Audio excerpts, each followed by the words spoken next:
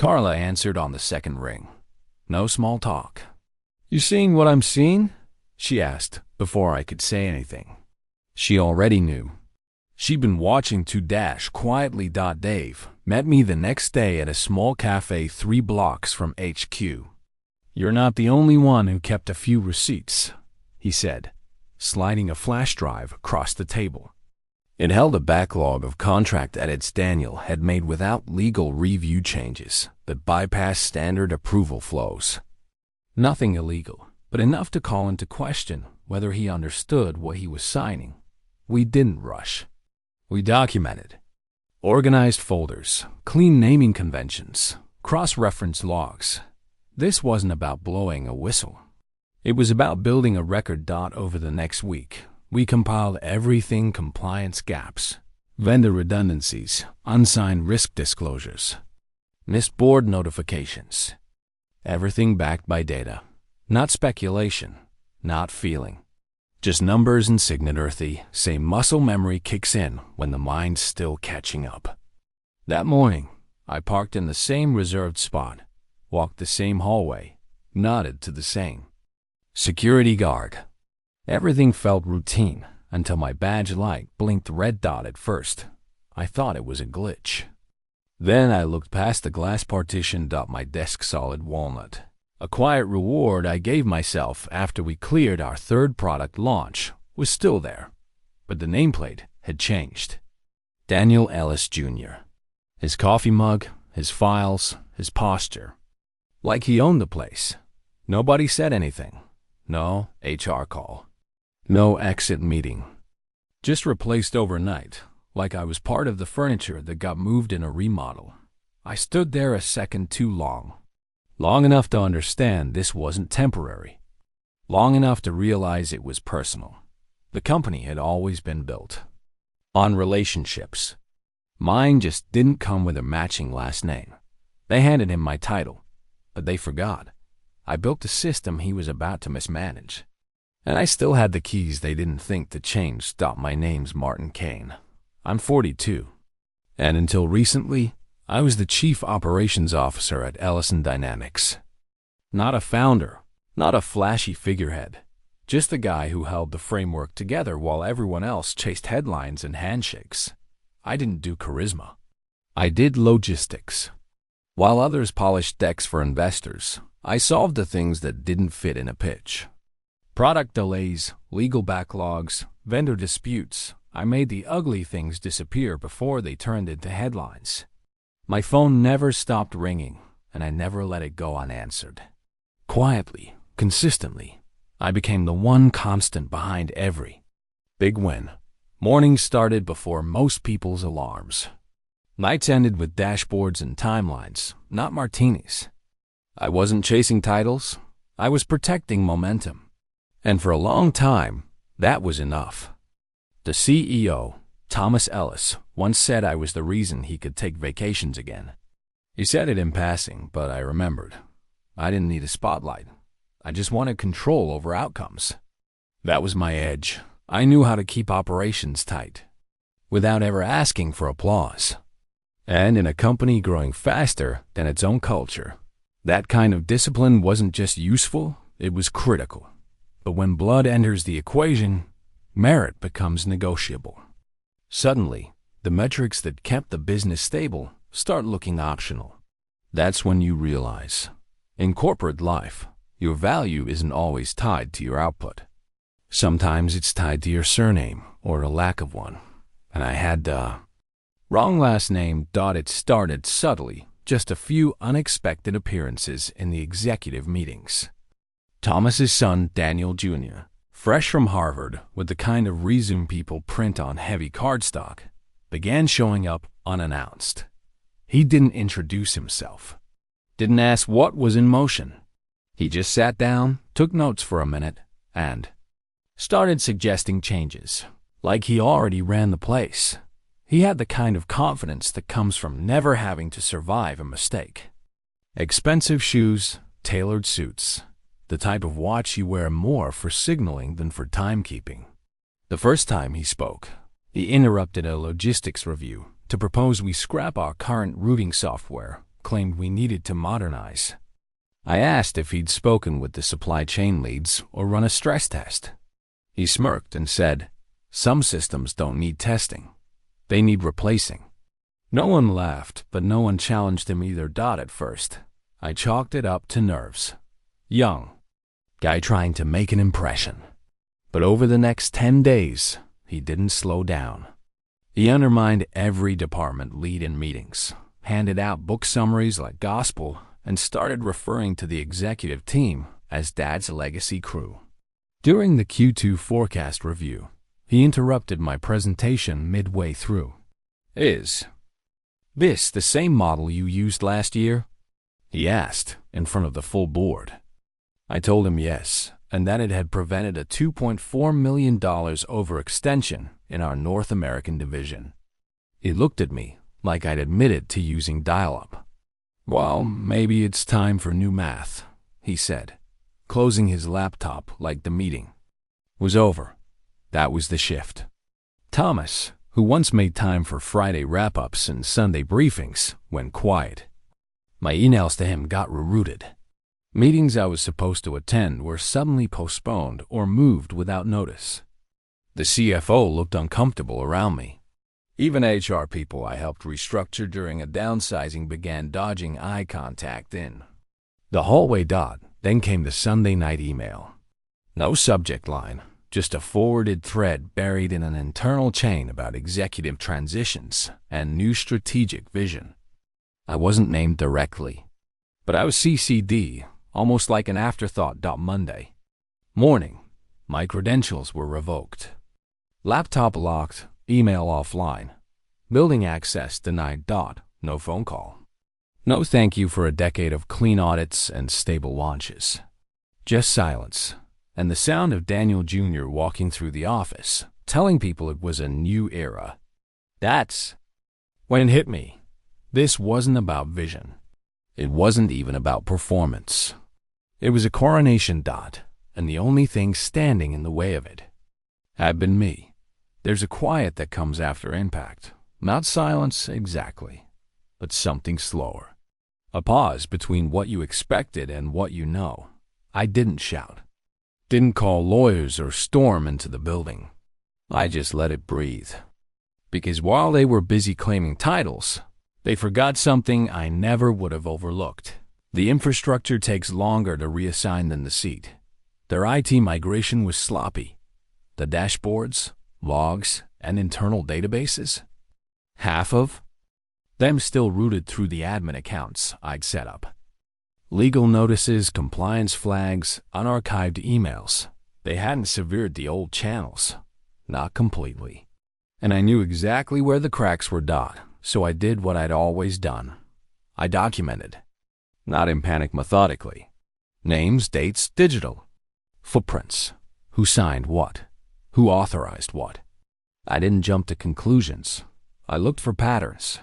For intent. That's when the narrative started to shift in my head. This wasn't a performance review gone wrong. It wasn't even personal. Friction. It was planned, systematic.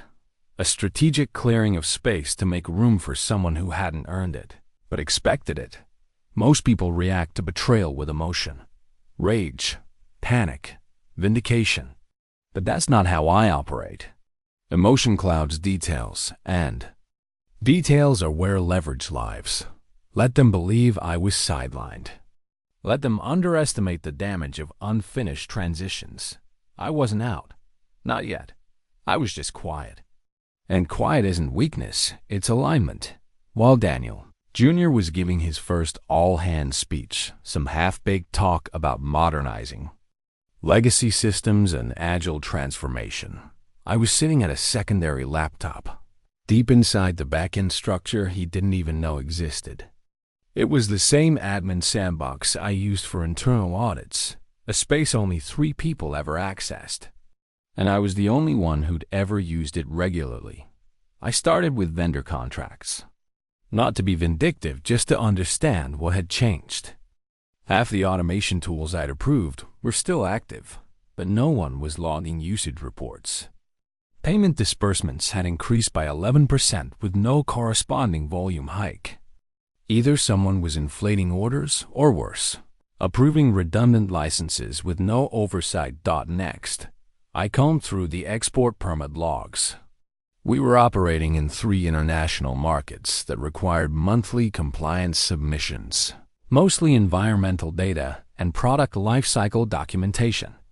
That system was always my responsibility. It had a direct chain of custody workflow that I'd built myself precisely to avoid gaps. And yet, there it was, a 2-year blind spot in the emissions archive for our European distribution hub. Note: missing documents mislabeled, filed under deprecated archive tags that hadn't been used since our 2020 software transition. No alerts, no flags, just quietly buried. To an outsider, it would look like an innocent oversight. But to regulators, it would look like concealment. Fines would start at $4 million, potentially more with penalties. Worst case, we'd lose our license to operate in Germany altogether. I cross-referenced timestamps. The file movement happened 2 weeks after we let go of our last environmental compliance officer.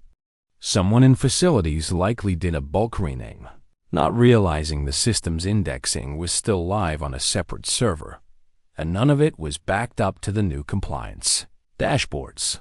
They thought they'd transferred everything. They hadn't. I exported the access logs, verified digital signatures, and saved mirror copies to a secure drive. Then I made 2 phone calls to Carla Reese from Legal and Dave Minter from Risk. Neither of them had attended Daniel's town hall. That told me enough. It became clear this wasn't malice.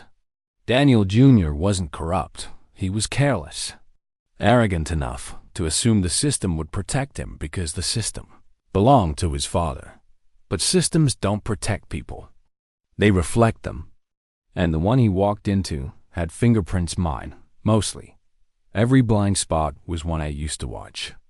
Every process he ignored was why I used to enforce. By the end of the 2nd week, we had everything labeled, encrypted, and secure. I didn't send it to the press. I didn't even send it to the board. Not yet. We weren't leaking. We were preparing, because I wasn't interested in chaos. I was interested in clarity. And when the time came, I wanted the facts to speak louder than the legacy. There's a kind of power in not reacting. When someone pulls the rug out from under you, they expect a scene. They expect noise, threats, desperation. But when you give them silence, they start to wonder what you're planning. That uncertainty becomes leverage. While Daniel Jr. was smiling for press photos and feeding buzzwords to magazine editors, I was building something with far more substance: an insurance file. Not to retaliate, not even to reclaim a title, just to make sure the facts couldn't be buried, spun, or lost in translation. I opened with a neutral memo. No accusations. No dramatic language. Just a calmly written document addressed to the board, outlining recent compliance exposure points, each with a referenced appendix, vendor contracts without review, environmental audit gaps, internal system handoff failures, all cross-indexed, with internal emails, timestamp logs, and decision trails. Clean, professional, undeniable. Carla helped with legal phrasing. Dave reviewed the risk sections. We weren't operating from resentment. We were following the same procedures we used when preparing for federal audits. The difference this time? The threat wasn't external. The final paragraph of the memo was the only part one wrote without editing. It said, should the company wish to discuss continuity strategies tied to prior operational leadership, I remain available for consultation. No ego, no offer to return. Just a quiet reminder, I didn't want Daniel's job back. Frankly, I didn't want any job under someone who treated systems like toys and people like placeholders. But I knew the board. I knew how seriously they took regulatory exposure. And I knew the weight of the paper I was handing them, that it wasn't about punishing anyone. It was about protecting the company, ironically, the same company that had just discarded me like I was replaceable. That part didn't sting as much anymore. If anything, it clarified where I stood. So I submitted the file not through back channels or whispers, but through proper legal counsel. I made sure internal audit received it. I made sure it was logged. Then I stepped back, not to disappear, not to wait. Just to let the truth sit for a while. Truth doesn't need to be loud. It just needs to be organized. It was a Friday morning when the email came through. Not from HR, not from the office manager. Directly from the board secretary. Subject line: Special Review Session, Compliance and Risk. My name was in the recipient line, alone. There was no calendar hold, no invite chain. Just a time, a room number, and a request to bring supporting documentation. 2 weeks had passed since I'd submitted the file. Long enough for whispers to grow legs. The kind of time window where stories either fade or start costing people their sleep. I hadn't followed up. I didn't need to. The data was thorough enough to speak for itself. The boardroom was on the 5th floor, quiet, shielded from the performative chaos of the executive spaces below. When I walked in, they were already seated. 7 directors, each with a copy of my memo, printed and tabbed. There was no coffee offered, no small talk. The chairman opened with one sentence. "Mr. Kane, is this accurate?" No preamble, no show of concern. Just a clear question with consequences wrapped around it. I nodded and reached into my case. For the next hour, I walked them through the files. Contract discrepancies logged on March 3rd, 1042A. Permit misfilings traced back to terminated archive protocols. Last modified June 2021.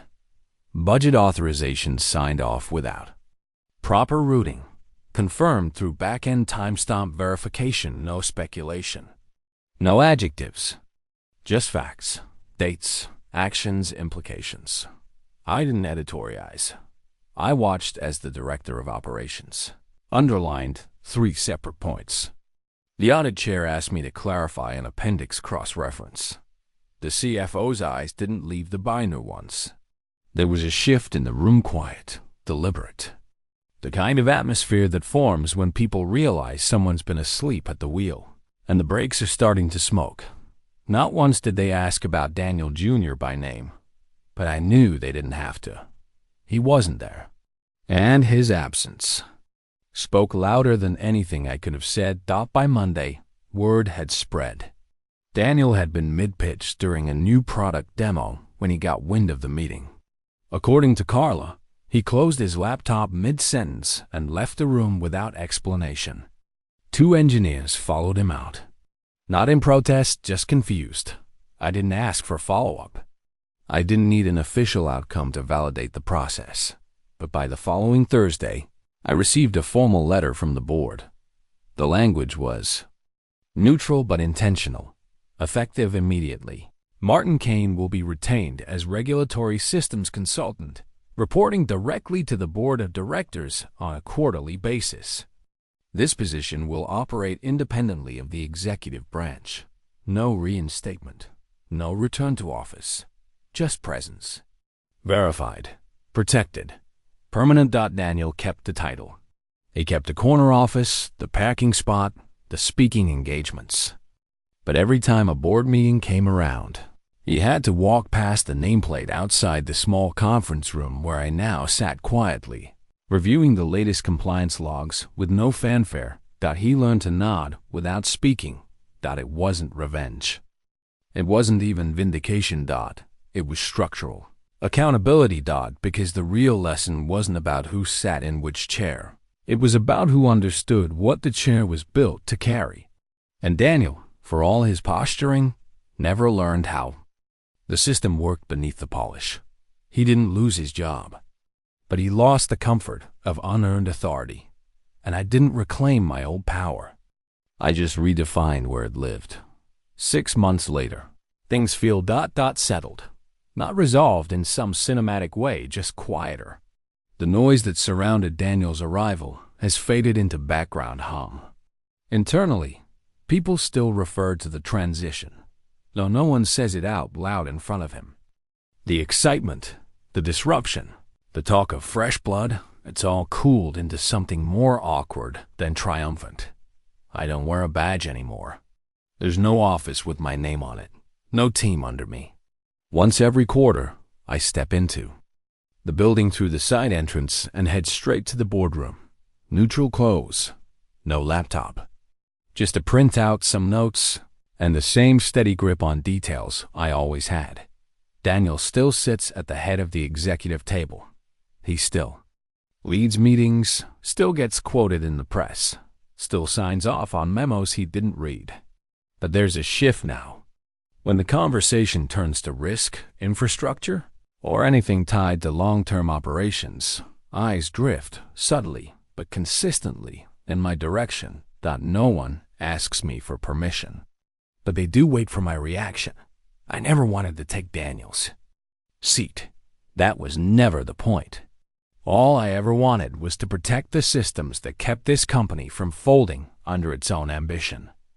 What I built quietly, carefully, sometimes without thanks, still works, still matters, and he knows it. Maybe not fully, maybe not publicly, but enough to move a little slower when passing my door. Enough to pause before signing. Off on things he used to dismiss. What people forget is that legacy isn't declared. It's proven. It's what survives the ego, the reshuffles, the PR campaigns. It's the work that doesn't need your name on it to stay standing. Daniel inherited a U to HOR, I to Y I earned relevance . And that difference, subtle as it may be, is the only one that ever really matters. Have you ever watched someone try to wear a Kai into Kanawera? Legacy they never earned? Let me know in the comments. I'll be reading.